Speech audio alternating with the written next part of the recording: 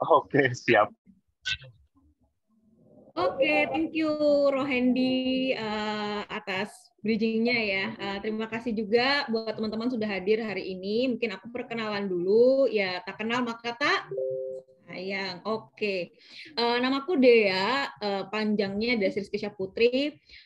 Aku sendiri bukan kebetulan ya. Ya, aku sendiri sudah memasuki usia 7 tahun ya, experience di tech startup, yang mana selama beberapa tahun tersebut itu aku lebih banyak fokus untuk grassroots market. Jadi produk-produk untuk segmen grassroots ya, kayak petani, pemilik warung, warnet, sama MSMEs atau UMKM.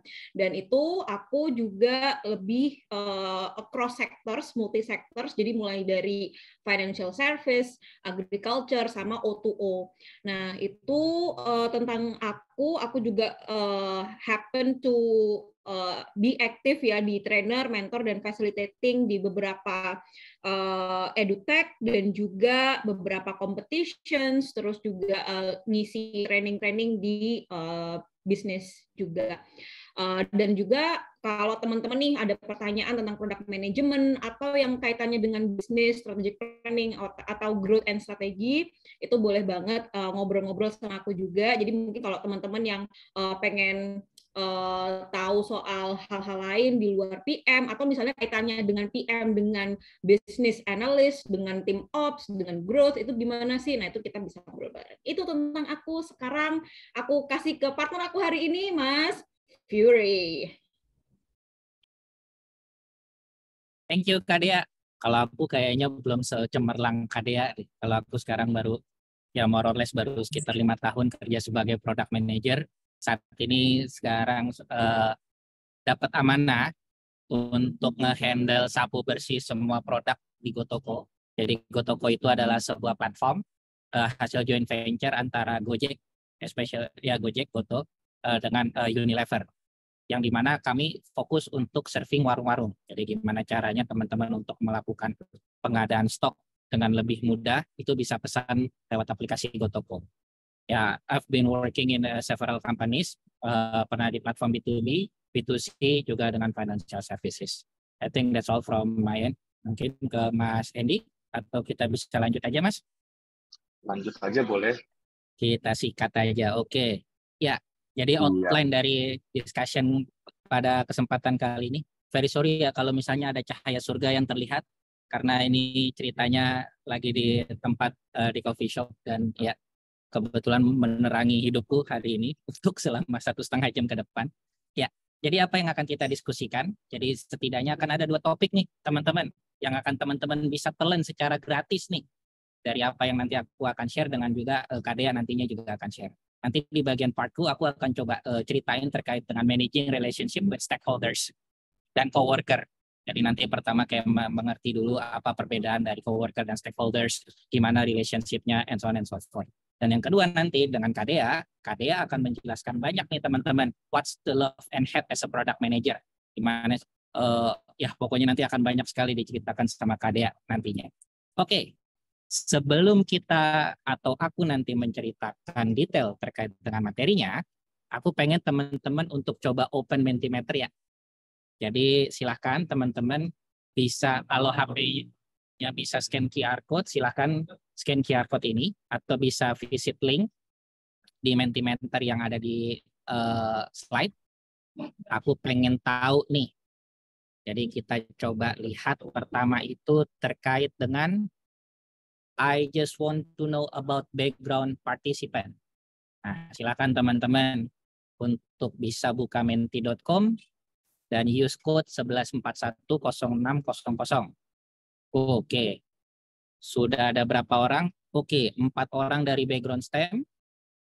Ada 3 orang dari non STEM. Oke, 8, 4. Oke, masih terus. Oke, ada 10, 14, 11, 4, 11, 4. Oke, jadi terlihat di sini more or less lah ya, walaupun ini masih belum semua. So far ada lebih banyak teman-teman yang berkecimpung atau memiliki background itu kuliah atau sekolahnya itu di bagian STEM, dan juga ada beberapa di non STEM. di sini aku mau cuman kasih snapshot sedikit, teman-teman. Kenapa kita pengen tahu background dari partisipan teman-teman yang hadir di sini? Karena yang namanya dunia product management, ya, ini adalah dunia yang relatif baru, satu. Terus yang kedua, product manager itu nggak mesti loh, teman-teman, itu bisa berangkat dari background yang STEM. Aku punya banyak sekali kolega, teman-teman, itu justru yang datangnya dari non-STEM. Let's say dari hubungan international atau international relationship, atau terus juga psikologi dan seterusnya. Bahkan ada yang dari hukum pun, turns out dia jadi product manager pun juga ada. Jadi aku cuma pengen membangkitkan semangat teman-teman di sini yang ingin belajar product manager, itu jangan pernah berkecil hati, oke, kayaknya aku kalau nggak belajar STEM kayaknya ketinggalan. Enggak, salah besar. Yang penting teman-teman punya grit, kemauan untuk belajar. Itu. Next, aku pengen tahu terkait dengan, kok nggak bisa. Next. Oke, kenapa sih teman-teman bisa tertarik dengan product management? Oke, nggak bisa ngoding, karena suka memanage, karena challenging. Wah, ini mana lagi nih teman-teman? Pengen tahu lebih dalam nih. Tapi so far ketika let's say nggak bisa ngoding, ya, jadi memang betul product manager itu teman-teman nggak dituntut kok untuk ngoding, ya. Teman-teman nggak dituntut untuk ngoding, tapi teman-teman harus punya technical skill yang cukup. Ketika nanti teman-teman punya counterpart namanya engineering, biar teman-teman tuh kesannya nggak kosong banget. Kalau aku bahasa kasarnya nih, nggak kayak kita blow on banget nih, ngomong apa sih dia ngomong. Nah, jadi kita harus punya pengetahuan technical skill yang cukup, tapi kita betul confirm sebagai product manager itu kita no need untuk bisa ngoding. Nah, communicates a lot, betul. Kita bagaimana kita ini adalah sebuah role, kita tuh nggak punya otoritas yang cukup. Jadi satu-satunya cara untuk memberikan instruksi kepada stakeholders yang lain, itu quote unquote hanya menginfluence mereka.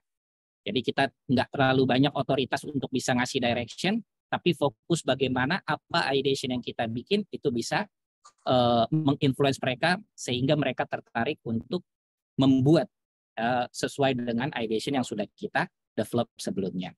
Oke, thank you teman-teman untuk partisipasi di Mentimeternya. Sekarang aku akan coba jelaskan sedikit ya. Jadi topik di bagianku, aku akan cerita banyak terkait dengan managing relationship with stakeholders and coworker.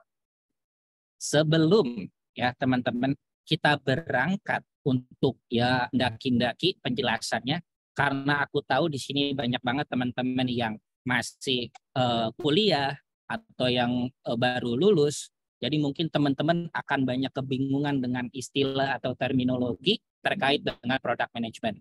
Nah, terkait dengan managing relationship stakeholders and coworker, of course di sini yang mau aku emphasize adalah definition dari coworker dan stakeholders-nya itu sendiri.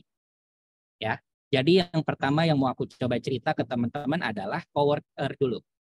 Jadi coworker itu simple adalah orang-orang ya di sekitar teman-teman nantinya ketika teman-teman bekerja atau saat ini bekerja, itu yang punya similar job. Berarti kalau similar job, let's say kalau aku sebagai senior product manager di GoToko, aku punya coworker senior product manager juga di GoToko. Tapi tribe-nya kita beda. Katakanlah aku core product, nge-handle pricing dan seterusnya. Tapi kalau temanku let's say senior product manager untuk fulfillment, kita punya job-nya sama nih. Tapi kita punya more or less sama, tapi kita punya scope of work yang berbeda. Satu. Atau yang kita selevel nih teman-teman. Let's say kita benar-benar sama-sama PM. Nah, kita punya level yang sama nih. Let's say misalnya di sini apa? Nah, misalnya finance manajernya. FM, finance manager. Nah, itu kita secara leveling sama. Ya. Responsibility-nya beda, tapi secara level dia sama. Sama-sama kita misalnya let's say di level manager. Jadi product manager, ada finance manager, kebetulan kita satu level. Nah, itu yang bisa kita acknowledge sebagai coworker gitu. Jadi punya satu level, apakah job task-nya yang sama atau naming role-nya yang mirip ataupun leveling-nya yang mirip. Kayak gitu. Itu coworker. Yang kedua, itu yang kita sebut dengan stakeholders. Nah, stakeholders ini mungkin akan sedikit lebih complicated, teman-teman. Karena secara definition, memang secara in general, bahwa stakeholders terkait dengan konteksnya product management itu adalah orang-orang ya atau institusi yang mana involved dalam pengembangan produknya. Baik dia secara langsung ataupun secara tidak langsung. Jadi indirect ataupun direct gitu, ngasih impact-nya. Kalau misalnya direct apa? Let's say contoh, engineering. Itu juga part of our stakeholders. Ya, engineering dia ngasih dampak langsung karena dia yang ngoding. Ya. Nah itu stakeholders kita, itu yang ngasih dampak langsung. Tapi kalau yang dampaknya nggak langsung seperti apa? Let's say kita bisa mention, let's say government. Kenapa government bisa kita acknowledge sebagai stakeholders? Karena government itu adalah pemegang regulation. Dia yang ngatur as a regulator. Bisa jadi produk yang kita bikin itu harus comply with the rules. Contoh, misalnya aku punya pengalaman di dunia fintech. Ketika kita let's say pengen bikin produk terkait dengan keuangan, kalau kita nggak comply dengan rules ya yang ada let's say dari Bank Indonesia ataupun di OJK, kalau kita ketahuan nanti kita kena semprit. Nah, itu adalah impact yang secara tidak langsung. Nah, itu secara impact bisa kita divide antara indirect and direct. Terus juga secara konsep stakeholders kita juga bisa bagi dua, teman-teman. Ada yang kita sebut internal, sama ada yang kita sebut eksternal. Untuk internal sendiri, teman-teman mostly adalah semua scope yang ada di dalam organisasinya, teman-teman. Ya, pokoknya teman-teman ada engineering, ada quality assurance, terus misalnya tim design, terus bisnis timnya. Pokoknya semua within the organization atau company itu bisa kita acknowledge sebagai stakeholders. Nah, kalau yang eksternal itu apa? Tadi let's say aku udah mention, let's say kita bicara dengan government, itu bisa kita acknowledge sebagai external stakeholders. Apalagi teman-teman, let's say partner. Contoh, misalnya kalau teman-teman bayangkan let's say Traveloka lah. Traveloka itu kan ada payment channel. Payment channel macam-macam, let's say bank BCA, virtual account BCA. Nah, untuk nge-enable BCA itu, dia harus bekerja sama, let's say, either dengan payment gateway ataupun dengan BCA-nya langsung. Nah, itu yang kita sebut dengan partner. Jadi, third party partner kita. Terus bisa kita sebut juga, jangan lupa, eksternalnya kita untuk stakeholders itu adalah customer kita itu sendiri. Ya, customer kita yang misalnya consume use produknya. Let's say kalau Traveloka, berarti kalau customer-nya itu adalah kita-kita semua. Kurang lebih seperti itu. Jadi, sampai sejauh ini, ekspektasinya in a short teman-teman udah bisa mulai paham dan kebayang apa definisi coworker dan stakeholders. Nah, kenapa aku bisa cerita seperti ini? Karena aku pengen lanjut ke sini. Nah, love hate kita nih sebagai orang product manager versus coworker dan atau stakeholders itu bayangannya seperti angel or God advocate, itu dari beberapa terminologi, versus devil advocate. Nah, let's say aku akan coba cerita dengan devil advocate dulu. Nah, as a product manager, kita bisa menjadi devil advocate. Maksudnya gimana? Devil advocate itu adalah by definition, teman-teman yang mungkin masih belum tahu, jadi dia adalah seseorang yang sudah dipointing, either dia dipointing atau dia mempointing dirinya, ya. Ngeset dirinya itu untuk menjadi counterpart argumen yang ada. Nah, itu devil advocate. Contoh begini, kalau konteksnya yang kita aplikasikan sebagai product manager. Let's say ada tim sales request. Mas Furi, tolong dong untuk pengiriman di aplikasi GoToko, kita set untuk bisa di delivery time-nya itu bisa dipilih sesuai keinginan customer. Itu request. Nah, aku devil. Nah, devilnya aku akan challenge gitu. Challenge apa? Kenapa kita butuh ini? Seberapa banyak user yang pengen? Nah, itu aku berperan sebagai devil advocate. Konteksnya devil advocate itu bukan untuk membatalkan, ya, bukan untuk membatalkan, jadi berusaha untuk menghancurkan premis atau argumen yang didiskusikan.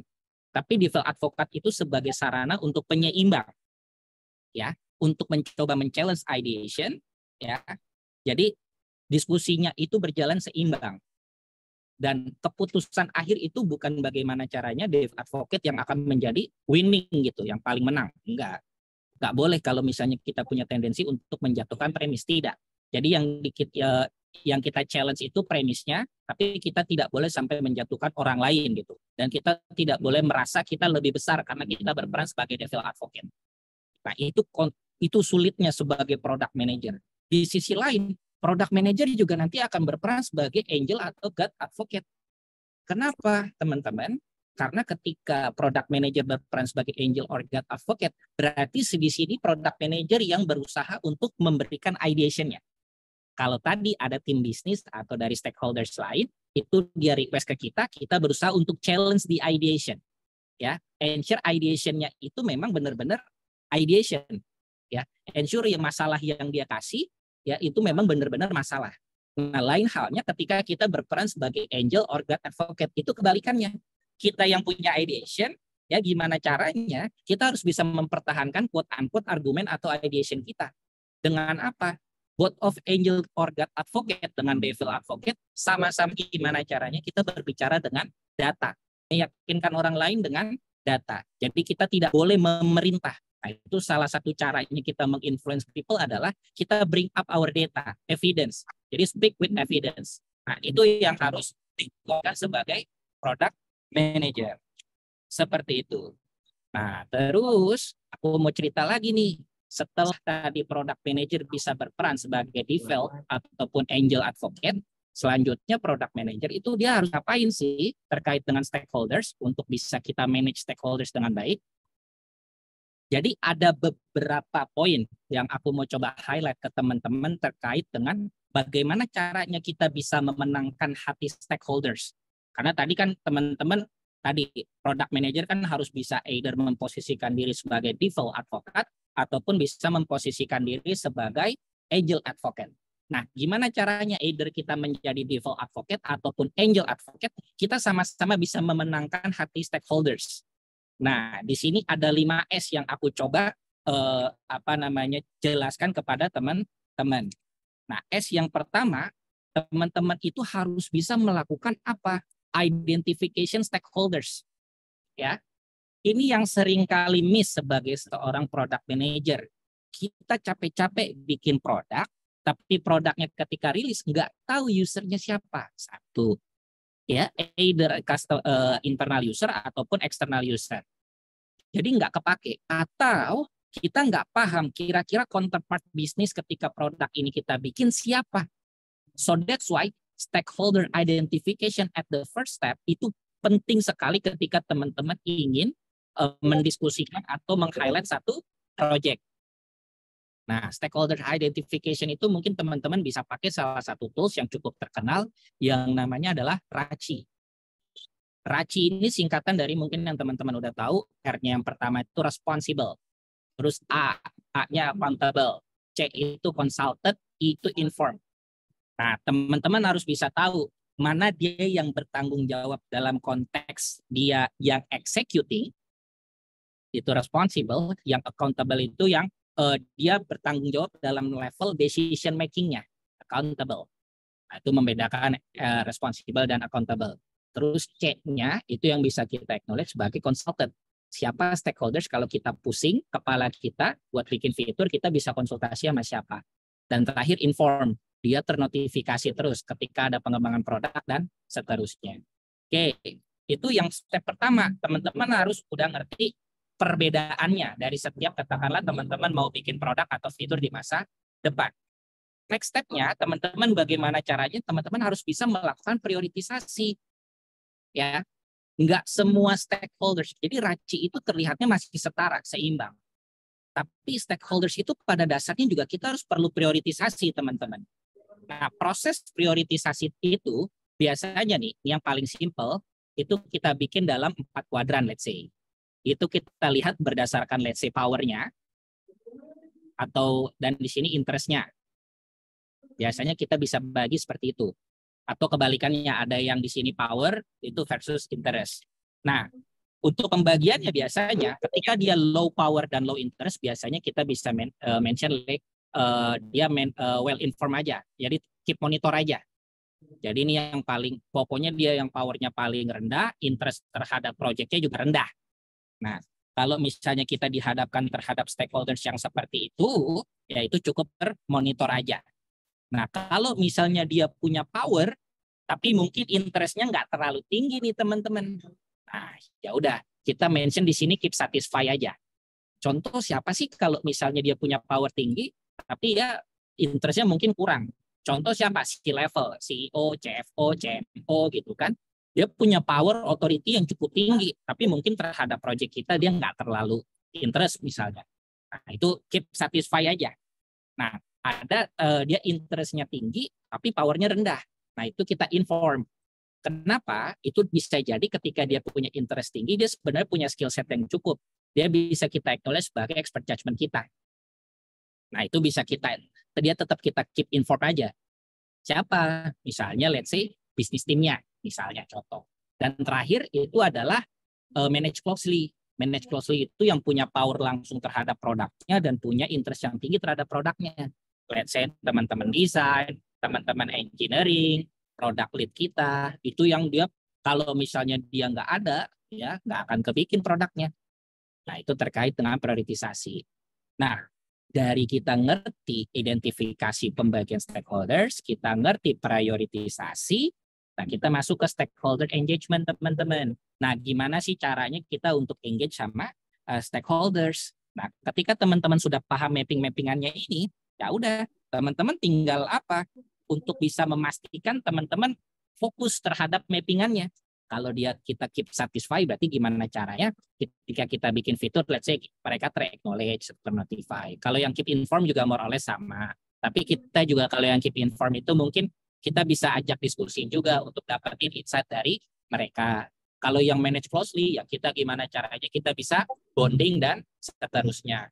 Dan yang paling penting, itu sebagai product manager, dari selain kita berusaha maintain sesuai dengan relationship-nya, empatinya teman-teman harus dikuatkan. Product manager itu harus dibesarkan sekali yang namanya empatinya. Ya, jangan sampai teman-teman terlalu restricted sehingga teman-teman itu benar menjadi kasarnya tuh musuh dari semua stakeholders. Itu juga sesuatu hal yang tidak baik gitu. Nah, as a product manager juga kita harus menjadi problem solver. Jadi ada masalah stakeholders yang kita udah ngerti semua pembagiannya, terus nanti stakeholders ada yang request ngobrol sama kita harus jadi problem solver. Caranya simple ya tadi, dengan pendekatan angel dan devil advocate. Challenge saja ideation-nya, ensure bahwa ideation-nya itu adalah, atau masalahnya itu adalah real masalah. Yang terakhir dan yang paling berat, itu bagaimana kita sebagai product manager untuk bisa manage ekspektasinya mereka, teman-teman. Nah, memanage ekspektasi itu berat. Nah, mungkin in a short time ini aku akan coba ceritakan sedikit bagaimana kita bisa manage ekspektasi stakeholders yang baik. Yang pertama, it's all about time frame. Jadi teman-teman harus bisa menginformasikan dengan baik kepada semua stakeholders yang relevan pada saat pengembangan produknya dari dia since ideation sampai dia rilis, time frame-nya kira-kira berapa lama. Itu satu. Yang kedua, selain time frame-nya bisa dijelaskan, teman-teman juga harus bisa jujur nantinya ketika during the way teman-teman membutuhkan extension, penambahan waktu. Nah, biasanya untuk memitigasi penambahan waktu itu, kalau teman-teman belajar little bit terkait project management, time frame itu biasanya kita kasih buffer more or less 20%. Let's say kalau misalnya teman-teman nge-planning ini bisa di-deliver 5 hari, ya let's say tambahin 1 hari jadi 6 hari. Jadi untuk ada buffer time-nya di situ. Nah, itu kita bisa manage ekspektasinya juga. Terus juga frequently discuss, jangan lupa teman-teman seringkali kalau misalnya punya impediments ya, bottleneck, ya udah teman-teman diem aja. Gak apa-apa open discuss dengan stakeholders-nya, tanyain apa yang kalau kita punya masalah ini mereka punya solusi atau enggak. Terus juga follow up itu penting ya, follow up. Ya, teman-teman sebagai product manager follow up ke teman-teman engineering-nya, ongoing progress-nya dari setiap pengembangannya seperti apa. Dan yang terakhir yang mau aku highlight, no response itu means response, teman-teman. Jadi ketika tiada respon, itu berarti adalah sebuah respon. Jadi kalau memang no response, ya udah teman-teman moving forward aja, tinggalkan ya, atau fokus terhadap pengerjaan yang lain. Kurang lebih begitu penjelasan singkat dari aku terkait dengan bagaimana kita bisa manage stakeholders. Nah, selanjutnya mungkin aku akan serahkan ke Mbak Dea. Monggo Mbak Dea. Oke, terima kasih Mas Furi.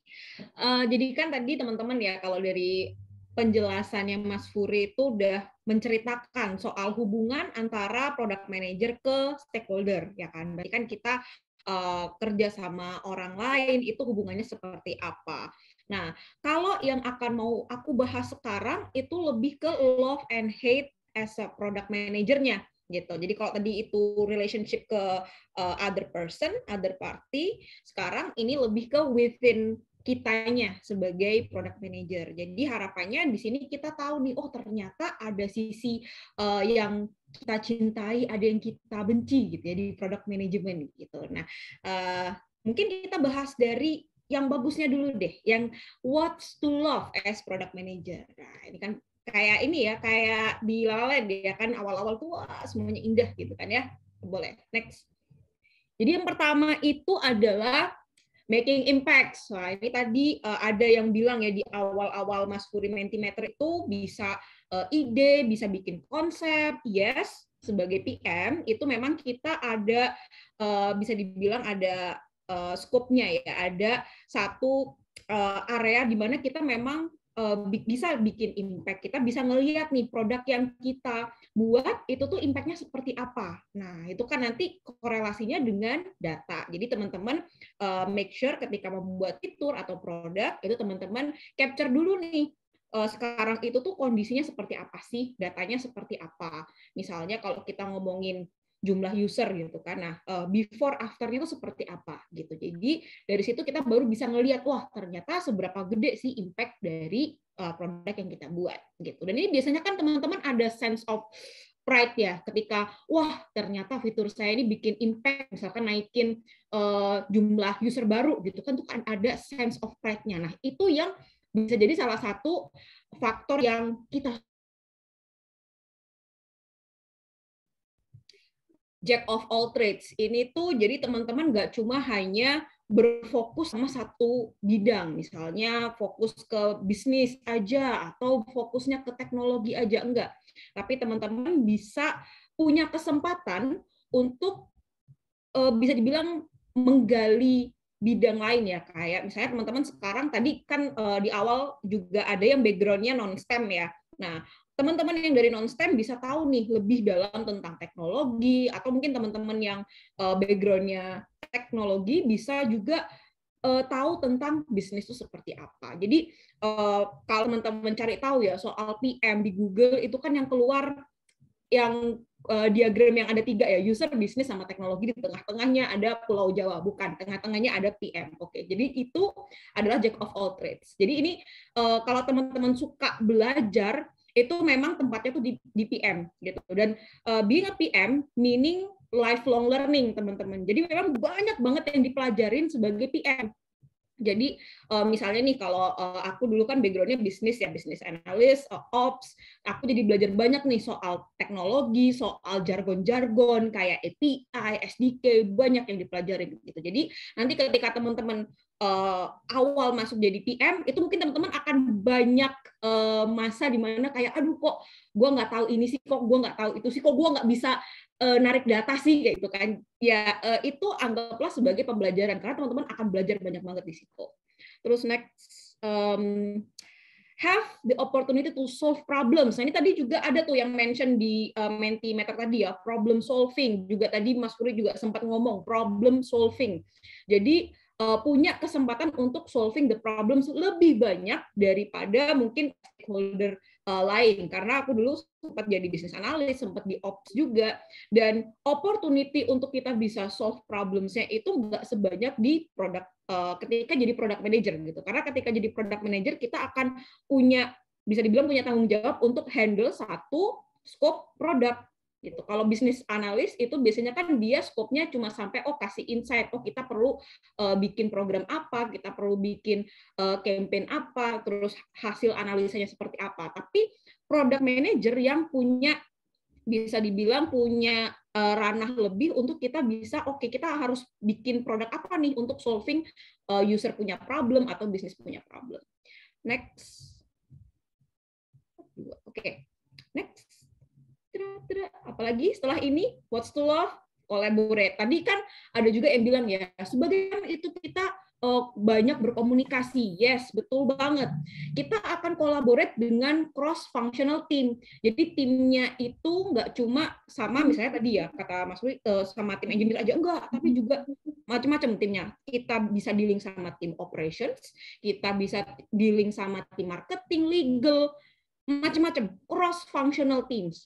Gitu. Dan kalau teman-teman yang suka akan tadi ya, yang di awal yang suka ngobrol, suka communicate, suka berkolaborasi, ini akan jadi satu sebenarnya dua sisi ya. Bisa jadi satu tantangan, bisa jadi satu area to improve. Jadi kalau teman-teman yang mungkin dan mungkin kalau teman-teman merasa tapi Kak aku tuh orangnya introvert gitu. Well, this has nothing to do with introvert atau extrovert sebenarnya. Jadi kalau nanti sebagai PM teman-teman akan benar-benar di-enforce untuk collaborate gitu. Suka nggak suka, introvert, extrovert, mau MBTI-nya apapun, teman-teman akan collaborate with cross-functional teams. Nah, ini yang nanti akan jadi area improvement teman-teman ke depan, bahwa apalagi kalau teman-teman yang punya cita-cita untuk misalnya bikin usaha, mau jadi CEO, itu kan harus bisa dealing dengan a lot of people, dengan background yang beda-beda, dengan divisi yang beda-beda. Dan ini akan bisa jadi satu, bisa dibilang, langkah awal atau latihannya teman-teman lah nanti yang kalau memang pengen bikin usaha atau jadi CEO gitu. Next. Decent career progression. Nah, tadi ada yang bilang tuh, kenapa suka dengan product management? Oh, soalnya penghasilannya gede, tadi aku baca ya. Ada yang bilang gajinya gede, penghasilannya gede gitu.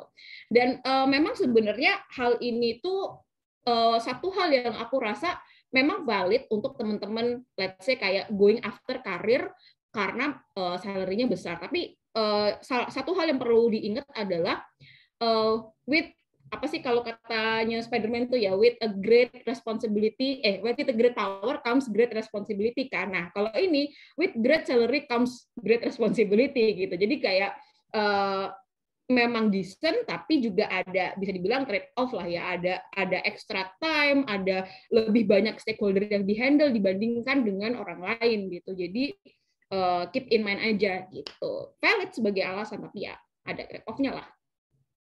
There's always something new to learn kayak tadi. Teman-teman itu selain jack of all trades ya, terus juga teman-teman dealing dengan a lot of stakeholders.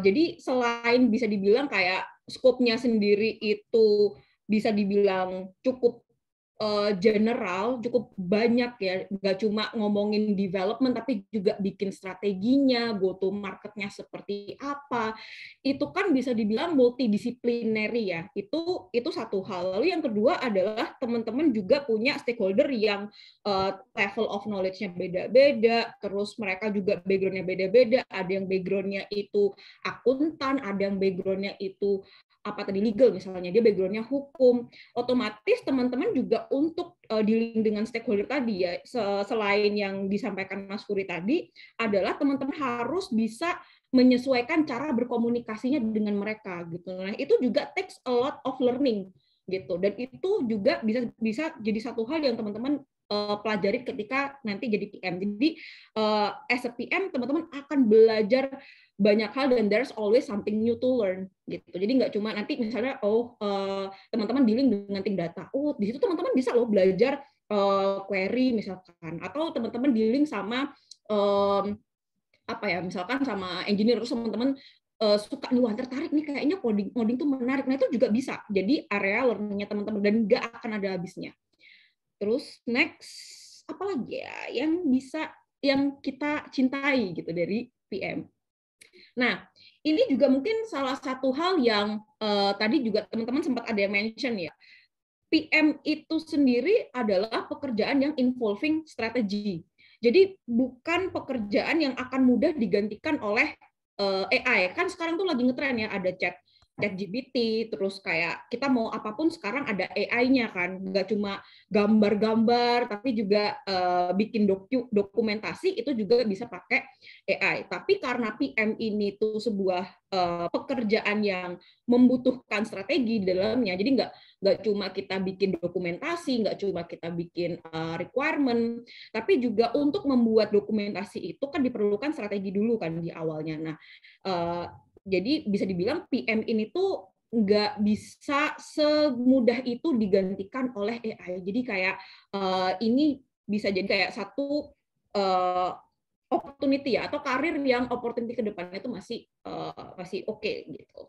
Next. Nah, apa yang what's to hate? Ini tuh lebih ke untuk teman-teman bisa set ekspektasi ya. Oke, yang bagusnya itu tadi ya ada beberapa hal yang oke nih dari PM, ada beberapa hal yang bisa kita love gitu kan.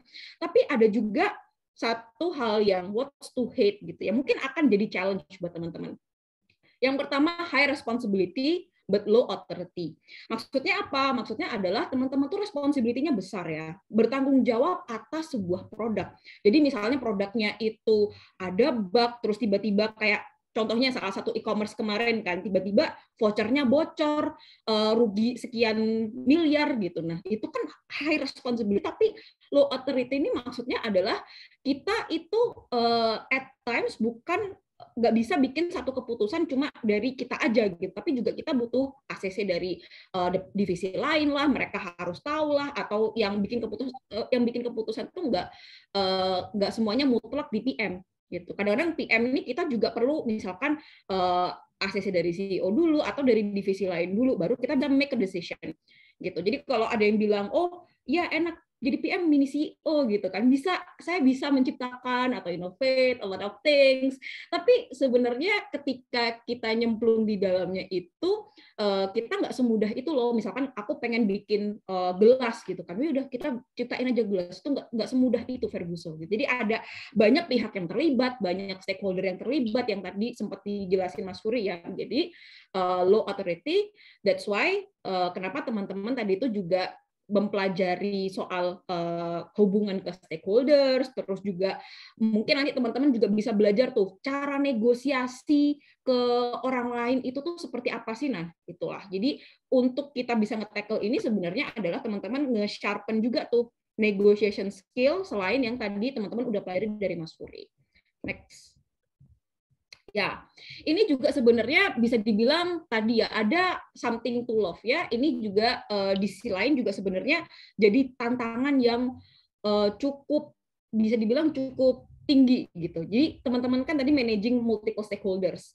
Masing-masing stakeholder itu tuh level of knowledge-nya beda. Jadi terkadang ya cara kita menyampaikan atau berkomunikasi ke tim engineer dengan kita komunikasi dengan tim sales itu tuh nggak bisa disamain gitu. Jadi tadi tuh ada di 5S juga ya, mungkin bisa cari tahu juga sebenarnya motivasi atau kayak apa sih yang pengen dicapai oleh stakeholder tersebut, terus juga empati, ngomongin empati tadi ya, itu benar banget. Jadi kita harus bisa memposisikan diri juga jadi stakeholder tersebut gitu. Jadi kalau misalnya nih kita ngobrol sama tim sales atau tim lapangan, itu bahasa yang kita gunakan tuh bahasa-bahasa yang lebih mudah dimengerti, yang lebih bahasa awam gitu, bisa dibilang kayak bahasa lapangan gitu. Kalau kita ngobrolnya sama tim engineer misalnya, itu kita harus benar-benar bisa flow ya, bisa ngomongin soal logik gitu. Kalau ini dilakukan hasilnya seperti apa, kalau enggak kayak gimana gitu. Jadi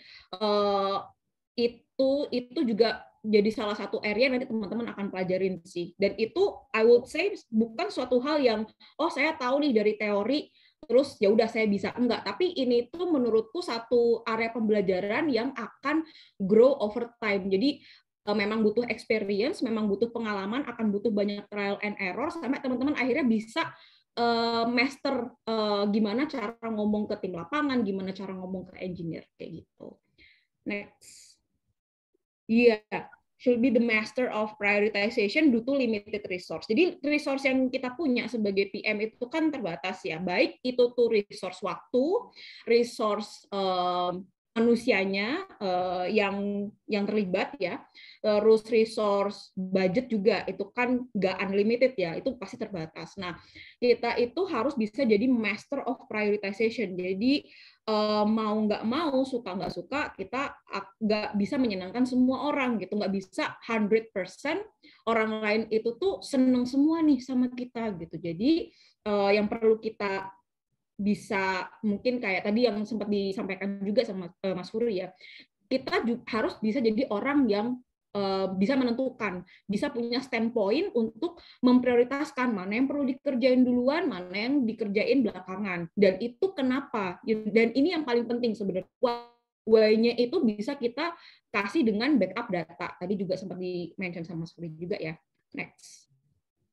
Terus sometimes ini tuh juga sebenarnya case-case yang sering aku dengar dari teman-teman sesama PM juga ya. Sometimes, kadang-kadang itu uncertain directions, no OKR, no clue where we heading. Nah, ini juga jadi sebuah tantangan juga, terutama kalau teman-teman ini tuh case-nya lebih banyak kejadian di company-company yang mungkin masih early stage gitu. Jadi keep in mind on your expectation, memang teman-teman akan punya ranah yang luas nih untuk bikin sesuatu, untuk innovate something, tapi memang on the other side kadang-kadang direction-nya masih belum mateng, which sebenarnya untuk bisnis ini tuh sangat normal gitu. Jadi biasanya kalau di early stage kan masih kita masih meraba-raba ya, masih banyak trial and error gitu. Jadi kayak sometimes uncertain directions, no OKRs.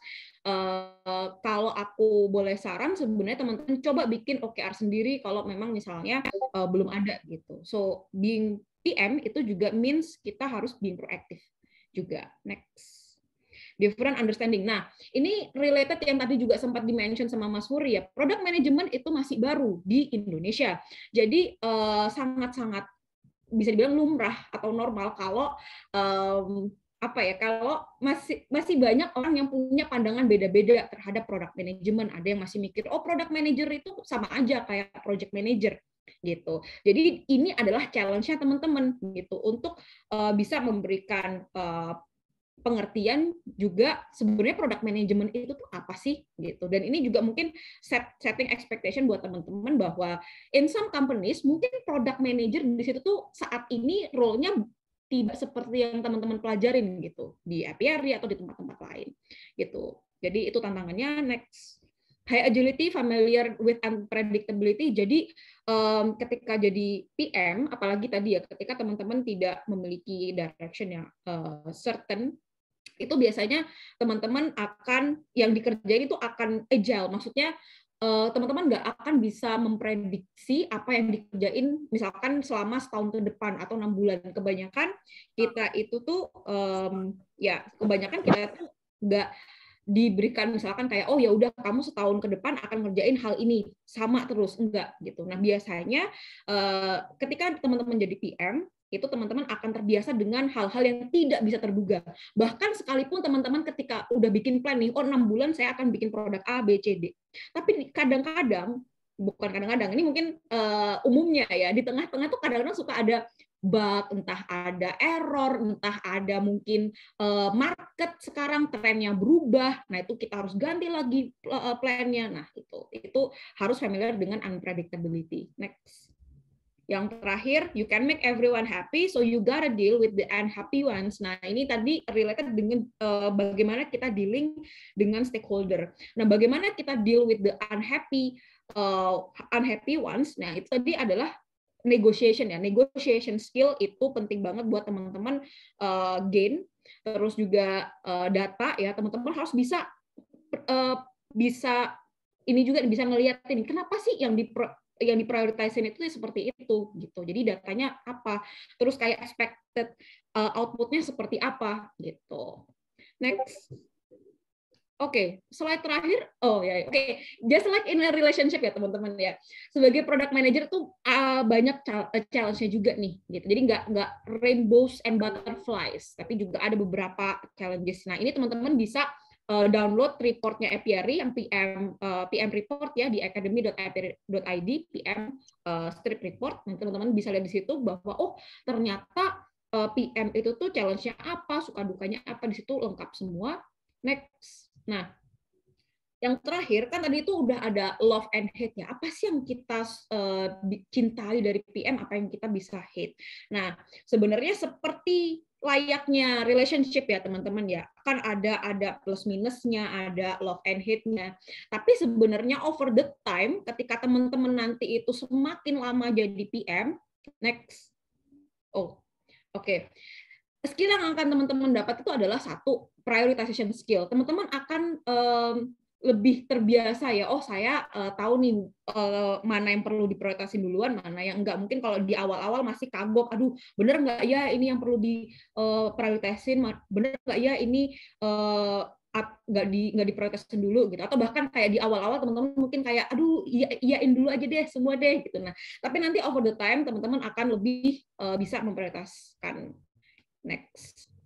Empathy. Nah, ini juga satu skill yang teman-teman itu tuh bisa dapatkan ketika teman-teman nyemplung langsung gitu. Karena menurutku empathy skill ini bukan something yang oh saya udah belajar teorinya terus kayak udah saya mahir, enggak. Tapi ini memang satu hal yang teman-teman harus experience gitu. Jadi teman-teman akan bisa see things from others perspective. Contoh kayak misalnya nih kayak aku di aplikasi untuk petani. Aku kan bukan petani.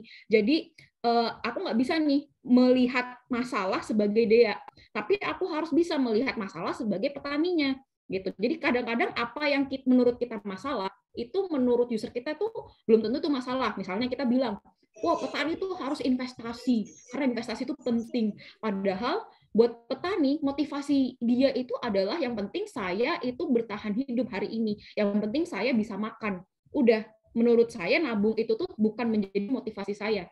Gitu. Jadi empathy skill ini adalah satu hal yang nanti teman-teman akan bisa pelajari dan sharpen along the way sebagai PM. Next. Crisis management. Nanti ketika teman-teman semakin lama ya di product management, teman-teman akan terbiasa sama yang namanya krisis atau crisis. Jadi bayangin kalau tiba-tiba nih satu hari ya teman-teman di demo sama usernya, atau tiba-tiba ada error, terus tiba-tiba transaksinya nggak bisa gitu kan.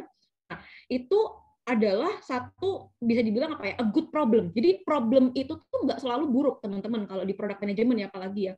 Tapi ada juga a good problem di mana di sini teman-teman sebenarnya bisa mempelajari nih krisis. Jadi ketika ada krisis teman-teman tuh harus seperti apa sih handle-nya? Gimana sih cara meminimalisir kerugian dari krisis itu gitu. Gimana meminimalisir friction-nya.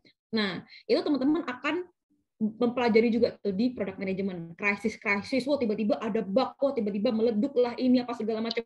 Nah, itu sebenarnya kalau kita lihat dari silver lining-nya itu teman-teman akan terbiasa tuh dengan oh ada krisis saya tahu harus ngapain. Next. Konflik. Nah, ini konflik kayak tadi ya, kita nggak bisa menyenangkan semua. Kadang-kadang ada terjadi konflik karena kan kita handle banyak stakeholder nih, banyak banget stakeholder, nggak cuma internal stakeholder, external stakeholder. Nah, di situ karena kita dealing dengan banyak orang, konflik itu will be natural gitu. Jadi expect konflik dan kita by the end of the day kita bisa manage konflik itu seperti apa. Next. High agility tadi ya nggak bisa diperkirakan, jadi kita akan terbiasa bekerja dengan perubahan yang cepat gitu. Next, lanjut. Critical thinking, teman-teman akan terbiasa menjadi seorang yang kritis, bertanya kenapa harus seperti ini, kenapa harus seperti itu, akan lebih kayak ketika ada sebuah masalah teman-teman akan lebih menganalisa ya, kenapa sih masalah itu terjadi gitu ketika nanti teman-teman jadi PM. Next. Avid negotiator. Nah, ini tadi ya yang aku bilang negotiating karena kita kan dealing with a lot of people. Jadi kita harus bisa negotiate gitu karena kita tidak memiliki otoritas yang tinggi dan kita dealing dengan banyak orang sehingga kita harus bisa nih menegosiasi gitu. Sehingga kita bisa get out with a win-win solution atau solusi yang paling ideal. Next.